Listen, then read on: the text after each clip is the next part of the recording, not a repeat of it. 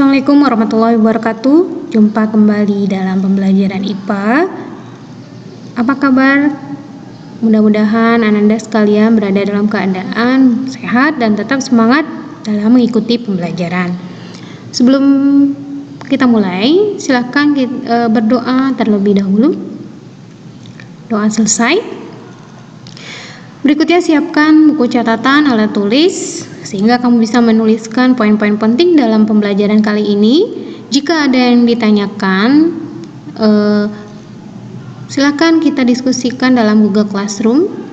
Sebelumnya, video ini bisa kalian download terlebih dahulu, kemudian bisa nanti ditonton ulang untuk memahami materi mana bagian yang belum dipahami. Oke, kita mulai dari pembahasan kali ini. Azas black. Pernahkah kalian mencampur air panas dengan air dingin? Apa yang terjadi dengan air tersebut? Tentunya air akan menjadi hangat. Perubahan suhu air terjadi karena air panas melepaskan kalor dan kalor tersebut diterima oleh air dingin. Dengan kata lain, pada peristiwa ini terjadi perpindahan kalor dari air panas ke air dingin. Ya. Pada peristiwa tersebut terjadi perpindahan kalor. Setelah keadaan seimbang, air menjadi hangat. Nah, peristiwa ini diteliti oleh seorang peneliti namanya Joseph Black dari Skotlandia. Berdasarkan penelitiannya, Black menyatakan bahwa banyaknya kalor yang dilepaskan air panas sama dengan banyaknya kalor yang diterima oleh air dingin. Pernyataan ini dikenal dengan azas Black. Secara matematika, azas Black dirumuskan Q dilepas sama dengan Q diserap. Ya, jadi jika dua zat yang suhu tidak sama dicampurkan, maka zat yang bersuhu tinggi melepaskan kalor sehingga suhunya turun, dan zat yang bersuhu rendah menyerap kalor sehingga suhunya naik sampai terjadi kesetimbangan termal. Berikutnya tentang perpindahan kalor. Kalor dapat berpindah dengan 3 cara, yaitu konduksi, konveksi, dan radiasi. Mari kita bahas satu persatu. Konduksi. Konduksi merupakan perpindahan kalor dari suatu tempat ke tempat lain dalam suatu benda atau suatu sistem tanpa disertai perpindahan unsur materi pada benda tersebut. Jadi dia berpindah melalui perantara, tapi unsurnya tidak ikut berpindah. Logikanya, analoginya ini seperti kegiatan memindahkan benda secara estafet. Pemindahan barang tersebut, orang yang berjajar memindahkan barang tanpa harus bergerak. Ya, seperti kalian misalnya pada memindahkan buku dari depan ke belakang. Tidak harus diantarkan bukunya, tapi bukunya dipindahkan dari orang depan sampai ke orang belakang. Perpindahan kalor secara konduksi hanya terjadi pada zat padat. Jadi kalor hanya merambat, sedangkan zat padat berfungsi sebagai penghantar atau medium. Daya hantar kalor suatu zat merupakan kemampuan zat untuk menghantarkan kalor. Artinya, suatu zat yang daya hantar kalornya tinggi akan lebih cepat menghantarkan kalor atau lebih cepat panas. Berdasarkan daya hantar kalornya, terdapat 3 macam zat. Yang pertama adalah konduktor, yaitu bahan yang mampu menghantarkan panas atau kalor dengan baik. Semua jenis logam termasuk konduktor. Yang kedua, isolator, adalah penghantar kalor yang buruk, yaitu contohnya plastik, karet, gabus. Semikonduktor adalah zat yang bersifat setengah konduktor dan setengah isolator, contohnya ebonit.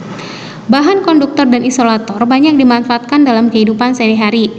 Panci penggorengan, contohnya ini, seperti gambar cerek juga menggunakan logam agar cepat menyerap panas dari kompor ini dan diteruskan ke air atau masakan. Tapi bagian pegangan pada peralatan ini tidak biasanya diberi lapisan isolator, misalnya plastik atau kayu. Dengan adanya isolator, tangan tidak merasakan panas yang tinggi sehingga aman digunakan. Contohnya pada alat ini ya, 2 alat ini, penggorengan dengan setrikaan. Bahan konduktor isolator dimanfaatkan pada setrika listrik. Prinsip Kerja setrika mengubah energi listrik menjadi kalor. Panas yang dihasilkan elemen setrika dikonduksikan ke alat setrika yang terbuat dari konduktor yang baik. Bagian tutup setrika berupa isolator agar tidak membahayakan pengguna. Meskipun demikian, pengguna juga harus tetap hati-hati agar alat setrika tidak mengenai kulit. Meskipun termasuk pengantara kalor yang buruk, isolator juga bermanfaat bagi manusia. Contohnya, gelas yang terbuat dari plastik atau kaca bukan dari logam. Hal ini bertujuan agar minuman panas tidak cepat dingin karena terhalang isolator. Bahan isolator juga bermanfaat untuk menjaga suhu tubuh manusia. Saat udara dingin, kamu sebaiknya menggunakan pakaian yang tebal atau menggunakan selimut yang terbuat dari kain wol. Udara termasuk isolator sehingga dapat menghangatkan tubuhmu karena terperangkap dalam selimut atau baju yang tebal. Oleh karena itu, orang yang tinggal daerah dingin selalu menggunakan pakaian tebal agar tetap hangat. Kemudian yang kedua adalah konveksi.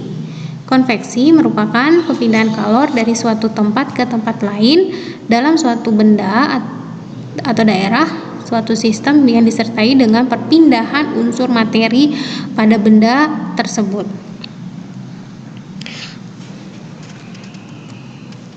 Nah, penerapan dari perpindahan kalor ini dapat ditemui dalam kehidupan sehari-hari pada arus konveksi, yaitu berupa angin laut dan angin darat. Siang hari, daratan lebih cepat panas daripada lautan.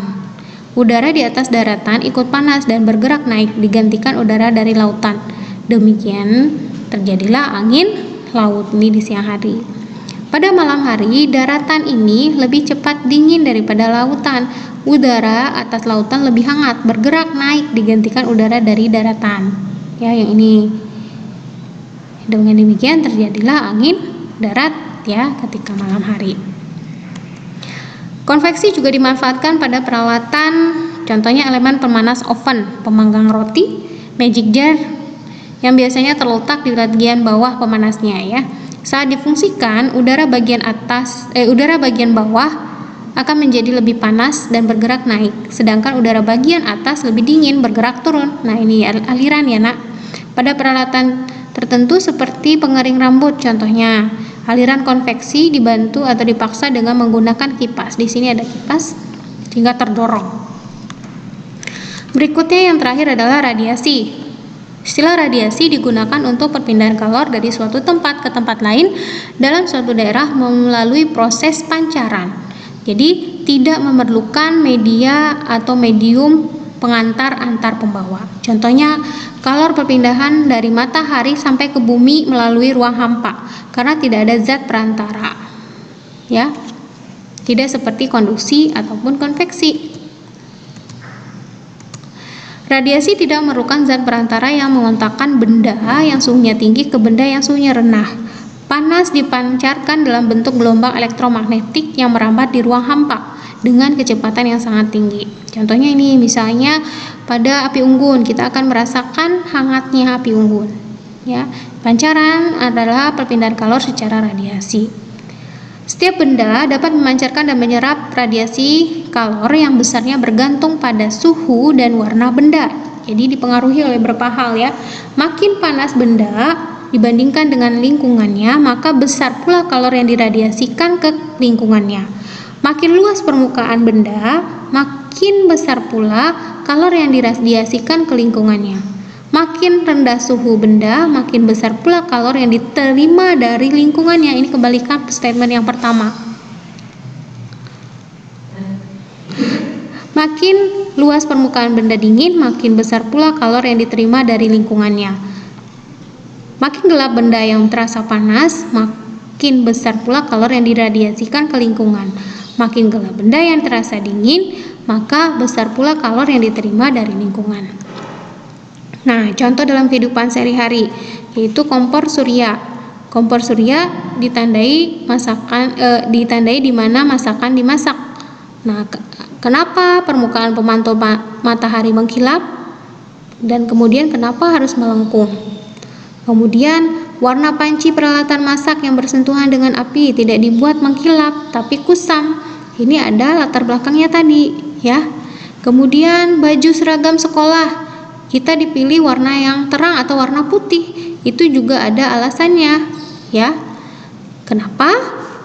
Agar kalor yang diserap atau yang dipancarkan suatu bendanya ini kan tadi bergantung juga pada warna benda. Benda berwarna gelap penyerap sekaligus pemancar kalor yang baik. Sementara benda berwarna terang merupakan penyerap dan pemancar kalor yang buruk.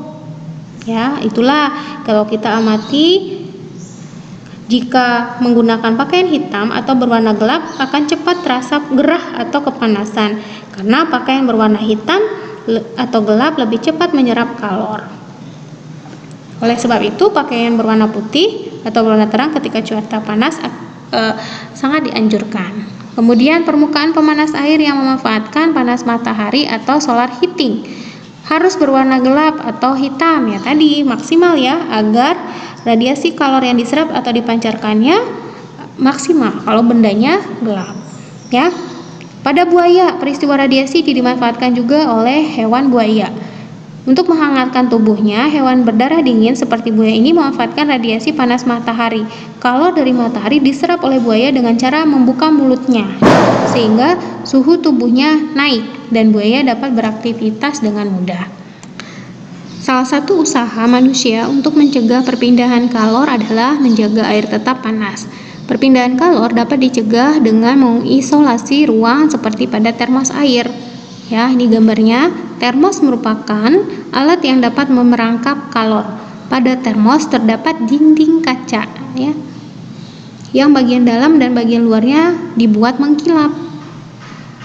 Dinding kaca dibuat mengkilap agar kalor dari air panas tidak terserap dinding. Sementara bagian luar dinding kaca dibuat mengkilap berlapis perak agar tidak terjadi perpindahan kalor secara radiasi. Antara dinding kaca dan bagian dalam dengan bagian luar terdapat ruang hampa yang berfungsi untuk mencegah perpindahan kalor secara konveksi. Bagian tutup termos terbuat dari bahan isolator agar tidak terjadi perpindahan kalor secara konduksi, sehingga air dalam termos tetap panas. Sampai di sana materi. Mohon maaf jika ada yang kurang berkenan. Untuk lebih memahami konsep ini, silakan selesaikan latihan soal yang sudah disediakan. Kita tutup pembelajaran ini dengan baca Alhamdulillah.